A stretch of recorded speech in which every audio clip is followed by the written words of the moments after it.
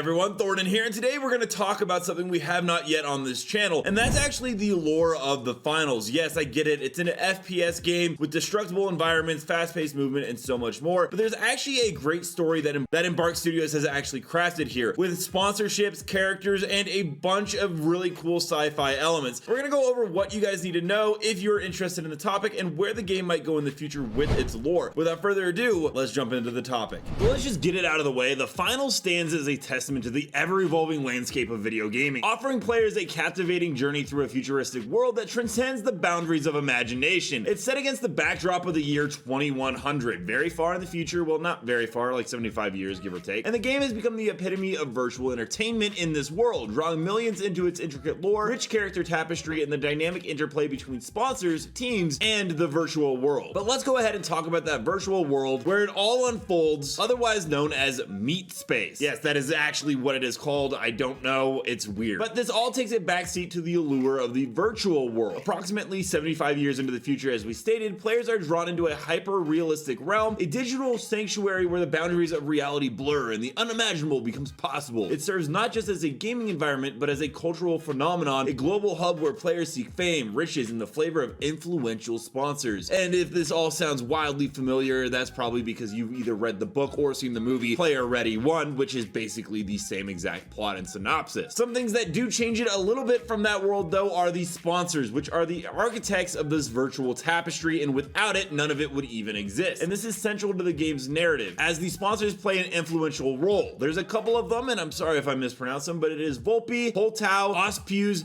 and Isol T. There is no way I possibly did that correctly. Who named these things, and why can't we just get something like Smithco? Never ever is it easy in these virtual worlds where they give us things to pronounce like Smithco or Beef Jerky Inc. It's always got to be Isol-T or Ospuz. What the hell? Moving on though, these are not mere financial backers, they are the architects shaping the very fabric of this virtual world. And this works very much like we see in our actual world, with their thirst for exposure to the massive audience being the driving for the narrative forward, while sponsored gear becomes the tangible symbol of a contestant's triumph. Basically, if you've ever been a YouTuber in your entire life, it's the same exact thing. You get sponsors, they get money, they get exposure, and you get some free swag. It's the same concept. However, with these diverse brands, you get unique stores, and hopefully that's something that we see come into the finals in terms of content. As each season unfolds, a ton of sponsors such as Nvidia, Moj, Quattro, and Scotty and June join the fray. Thank God they did Scotty and Joy, that's probably the only one I pronounced right. Contributing not only to the diversity of the game, but also infusing unique stories into the overarching narrative. The brands within the finals become more than mere logos though, they are entities that add depth, personality, and add a sense of immersion, transforming the gaming experience into a vivid tapestry of virtual identities and products, and can eventually go on to give us some pretty interesting narrative stories, as we can get a story based on each individual sponsor and why they are deciding to get into the finals and whether or not they are good or bad. Going away from sponsors, the entire game is built around the battlegrounds of glory with teams and arenas. And if any of you have played the finals yet, you'll know that you are randomly assembled into teams of 3. Contestants find themselves thrust into meticulously designed arenas with names like the Big Splash and the Boundless. Of course, they make the maps pronounceable. The teams each have a distinct logo and name that embody the competitive spirit that defines the finals. It's within these battlegrounds that alliances are formed, rivalries emerge, and the quest for glory unfolds in dramatic fashion, which is very key because we're gonna go ahead and talk about some of the characters. And now they haven't added a ton of character lore and story for individuals yet. There is one that we are going to be talking about. Now, each of these characters have a unique set of abilities, gadgets, and weapons. However, Odelia, the memorizing dancer from the Shadow Flock, which you might have seen in some promotional material, she's kind of like a Black Swan-esque character, utilizes the vanishing bomb and throwing knives, showcasing the fusion artistry and virtual warfare. That is the only contestant we've actually gotten some information on, along with the Shadow Flock, and it'll be interesting to see how they expand on that going forward. There are also the CEOs of the major sponsors which we covered. However, their names are Sophia Petronelli, Yoon Byung-sok, Mackenzie Lapis, and Quembly Rutile. God dang it, this game really doesn't want to give me any pronounceable content. However, these characters transcend their corporate roles. They add layers to the game's lore by connecting the virtual and the corporate realms. Along with that, there's also mascots, commentators, and the announcers that give it a bit of a theatrical touch. There are mascots like Nama Tama and the mysterious Moolah, which inject a sense of whimsy into the proceedings. They're very colorful, bouncy characters that just add a little bit of a light touch to it. Commentators Scotty and June provide essential updates connecting with fans, while the larger-than-life announcer adds a theatrical touch, turning each match into a grand spectacle. Right now, they're actually voiced by AI generation, with a little bit of human voicing helping it out as well. It'll be interesting to see as we get more story and lore if they add in actual voice actors, as the game has become pretty popular now, but we don't have anything on that yet. One of the big mysteries, though, is something called the CNS, which is basically an enigma at this point, and it's beneath the surface of this virtual extravaganza which lies that entity. It's mysterious and central to the game's lore, and it does add an air of intrigue, hinting a deeper layer waiting to be unraveled. Its connection to the finals raises questions that beckon players to delve further into the narrative. It's just a question of when they're going to be able to give us that narrative. All this being said, the finals isn't just a game, it's a digital odyssey that immerses players in a world where virtual prowess meets real-world success. Its lore is intricately woven with sponsors, teams, characters, and mysteries, and invites players to embark on a journey that extends beyond the confines of traditional gaming or just, regular arena shooters. As the virtual world continues to evolve, the finals promises an ongoing saga that will captivate us, hopefully, making each season a chapter in an unfolding epic, very similar to the corporations that we see in Apex Legends, such as Soma Pharmaceuticals and so many more. It's not just about winning the competitions, it's about uncovering the secrets hidden within the heart of this virtual world, making the finals a truly unforgettable gaming experience, as long as they continue to keep up with it. Let me know down below, are you guys interested in what Embark Studios is building with the finals lore? Would you like to see a TV show in the near future like Arcane, or are you just playing it for the awesome and fun gameplay? Also, don't forget to check out this channel right here by my editor Novell, who does amazing finals gameplay and content. And until next time, everyone, thank you for watching. I'll see you in the next video.